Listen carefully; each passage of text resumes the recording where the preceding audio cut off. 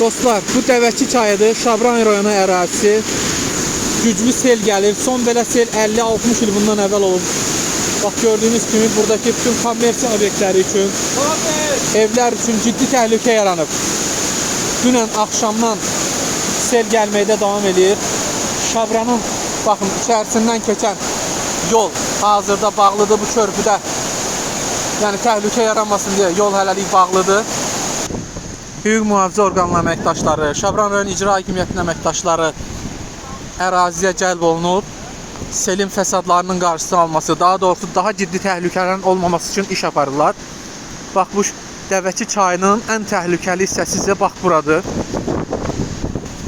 Burada 30-a qədər ev var. Hamısının əhalisi müraciət olunub və təxliyə olunub. Evlər hazırda sakinlər təhlükəsiz qohumlarının evlərinə köçüblər. Bax, xüsusilə həmin evlər gördüyünüz bax, evlər üçün ciddi təhlükə var. Sakinlərin dediyinə görə su indi yatıb. Əvvəl o həyətlərə girmişdik. Həyətlərin içi tamamilə zirzəmilər, yarım metrəcən həyətlərə su dolub. İndi su, yəqin ki, qabağı açılıb deyə su çəkilib. Amma yağış, güclü yağış, leysan yağışı davam edir hələ ki və təhlükə davam edir. İnşallah ki, daha ciddi fəsadlar olmaz.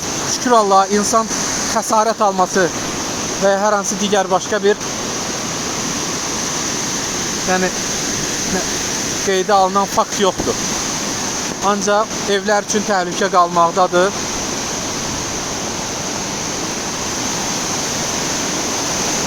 Tək Şabran, bu şəhərin mərkəzi tək bura üçün deyil, digər ərazilərdə də. Suğra kəndi var burada yaxında, xəlfələr, körpü uçub və digər ağır nəticələr var.